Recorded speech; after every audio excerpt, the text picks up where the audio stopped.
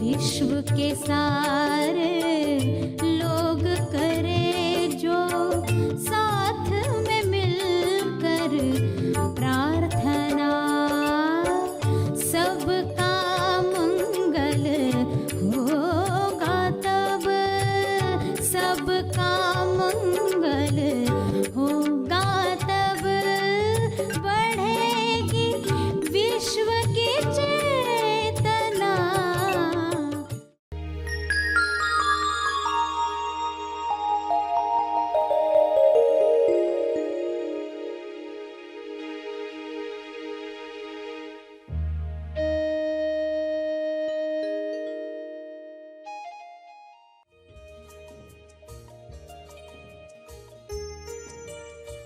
अगर हम भी किसी भी मूर्ति के आगे बैठें तो अपने आप से सवाल पूछें कि जो मूर्ति मेरे सामने है उसके गुण में अपने अंदर ला रहा हूं तो मैं सच्चा भक्त हूं। अगर वे गुण नहीं ला रहा तो मैं भक्त नहीं हूं। मूर्ति होती है अहंकार गिराने के लिए, क्योंकि मूर्ति के आगे इंसान समर्पित होता है, झुकता है। सभी को शुभेच्छा। हैप्पी थॉट्स तेज ज्ञान फाउंडेशन द्वारा आयोजित ध्यान प्रार्थना बीज बोने के लिए आप सबका स्वागत करते हैं। रोज हम सब मिलकर प्रार्थना करते हैं ताकि हम खुद भी स्वस्थ रह पाएं और जो बीमार हैं उन्हें भी हम अपनी प्रार्थना का बल पहुंचा पाएं। तो आइए ग्रहणशील रहते हैं और इस प्रार्थना का लाभ लेते हैं। सभी आंखें बंद करें।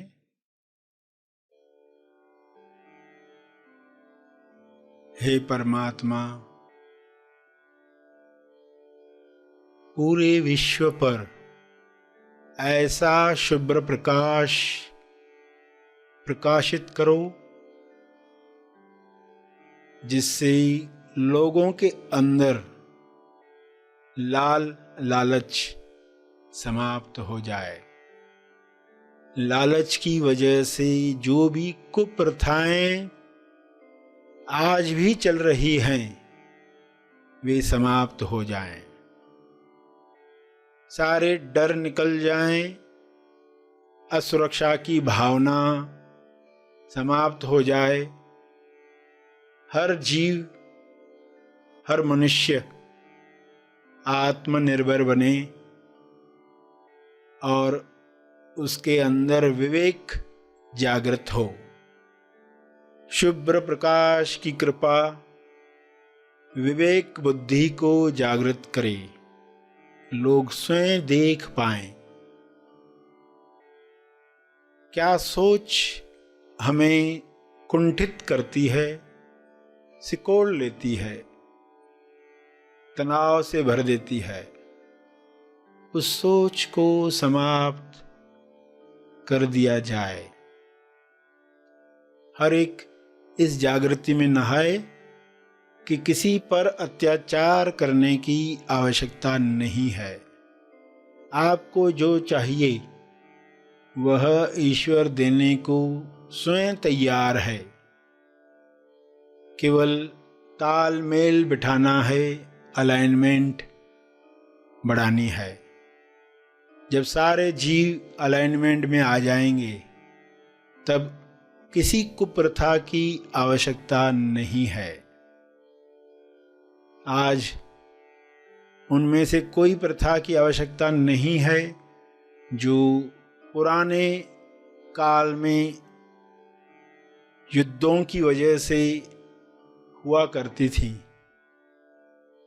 आज शांति के परम आगाज से अंजाम तक लोग जा रहे हैं।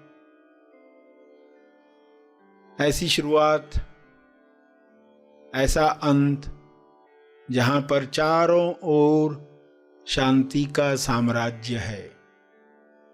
इस शांति में सभी लोग पवित्र हो रहे हैं, होली अनुभव कर रहे हैं।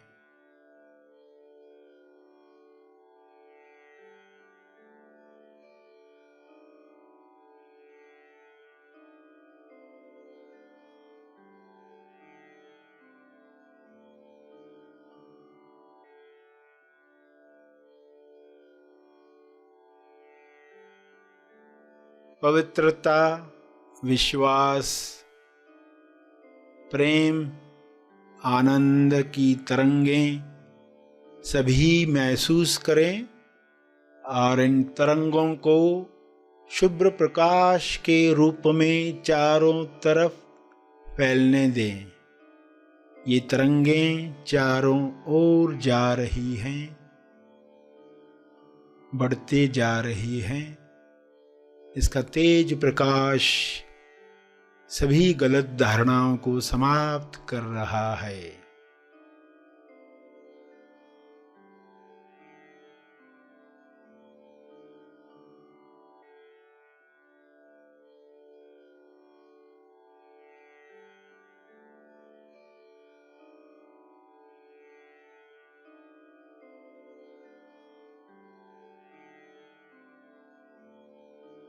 मैं करता हूँ, मैं पुरुष हूँ, मैं स्त्री हूँ, मैं इस भाषा का हूँ इसलिए श्रेष्ठ हूँ, इस जाति का हूँ इसलिए श्रेष्ठ हूँ। मेरा हक है दूसरों पर। ऐसी कोई भी मान्यता इंसान में न रहे। सभी परम आनंद को महसूस करें, परम मौन को अंदर महसूस करें।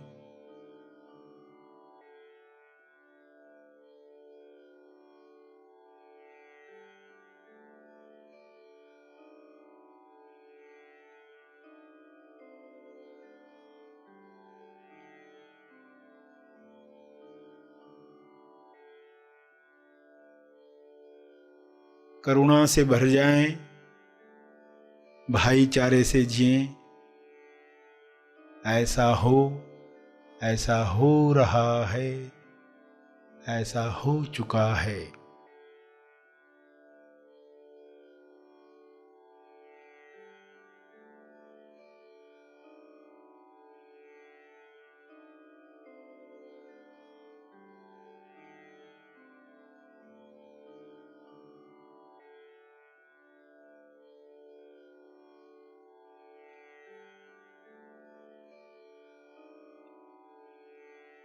इन शब्दों को अपने शब्दों में समझ के साथ दोहराएं। जो अब तक सुना,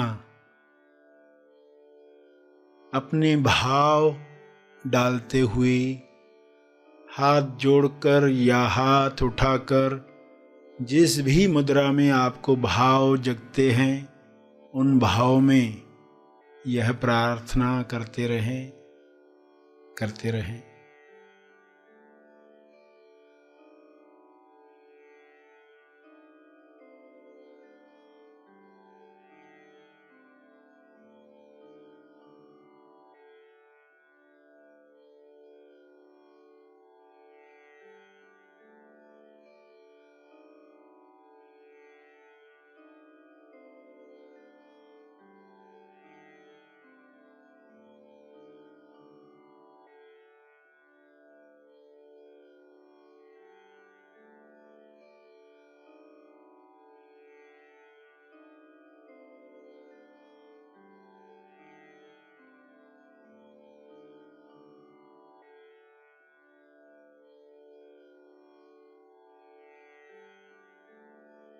प्रार्थना के अंत में तर्पण करें।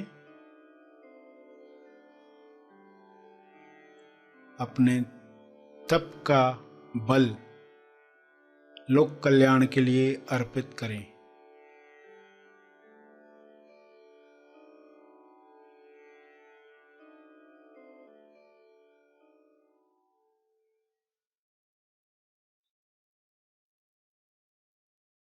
सभी आंखें खोलें। आइए सब ग्रहणशील होते हैं एक चेतना संदेश सुनने के लिए।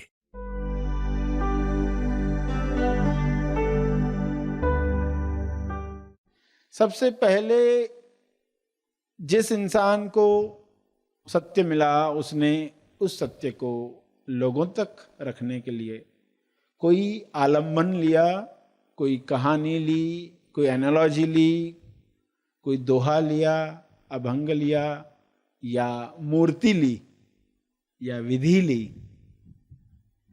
तो वो विधि क्या करने वाली थी, वो मूर्ति क्या करने वाली थी, लोगों को संकेत देने वाली थी। देखो, एक मूर्ति बनाने वाला जो मूर्ति बनाता है, वो मूर्ति बनाने वाला अगर सेल्फ रियलाइज हुआ तो वो ज्ञान को क्या करेगा, मूर्ति में ढालने की कोशिश करेगा।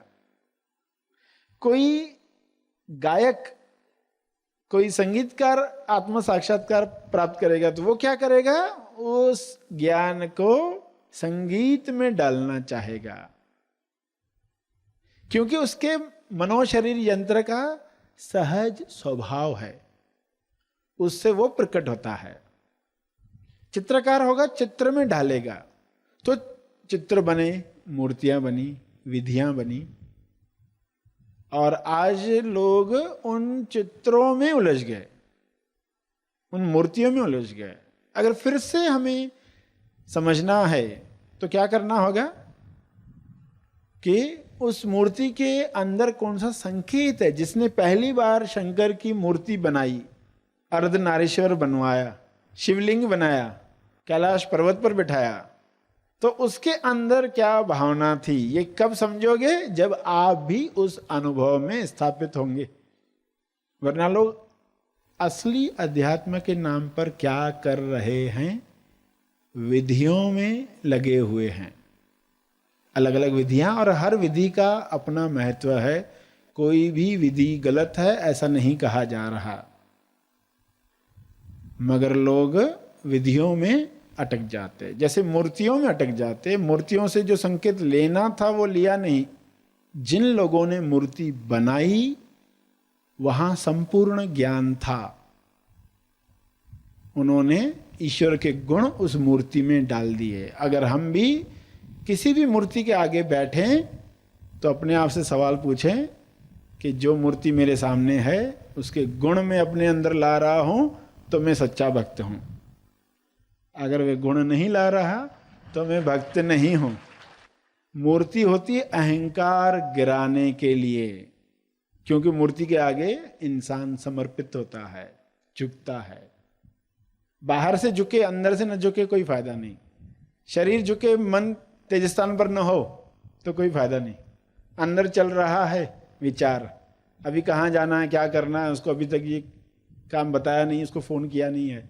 अगर ऐसा सब चल रहा है तो सही झुकना किसी मूर्ति के सामने, निराकार के सामने, किसी विधि को करते हुए, तो उस विधि बनाने वाले ने क्यों विधि बनाई, वह असली बात आपको समझनी है। वही असली अध्यात्म है। लोग क्या कर रहे हैं, कोई शरीर पर ध्यान करेगा, शरीर में चक्रास है उस पर ध्यान करेगा, कुंडलनी शक्ति जागृत करनी है उस पर ध्यान करेगा। शरीर की साधनाएं, ऐसी संवेदना देखी, ऐसा मेरा सांस आ रहा है, ऐसे में जोर जोर से सांस को छोड़ रहा हूं, प्राणायाम कर रहा हूं। देखो, इनके सब अपने लाभ है। प्राणायाम के अपने लाभ हैं, स्वास्थ्य के लिए बहुत जरूरी है। स्वास्थ्य को उठाओ, मगर उसके पहले चेतना को उठाओ। स्वास्थ्य को उठाओ, उसके पहले चेतना को उठाओ, या दोनों को साथ में उठाओ, या कम से कम चलो स्वास्थ्य उठाने के बाद चेतना को तो उठाओ। स्वास्थ्य मिल गया, काफी हो गया, पर्सन वापस व्यसनों में चला गया। कि व्यायाम कर ही इसलिए रहा था क्योंकि पचता नहीं है खाना, तो व्यायाम किया, पेट अच्छा हो गया, अभी अच्छी चीजें खा सकता हूं। तो स्वास्थ्य को उठाया, चेतना को नहीं उठाया। तो चेतना को उठाना, बरकरार रखना असली अध्यात्म है। वो असली दौलत है। चेतना की दौलत असली दौलत है।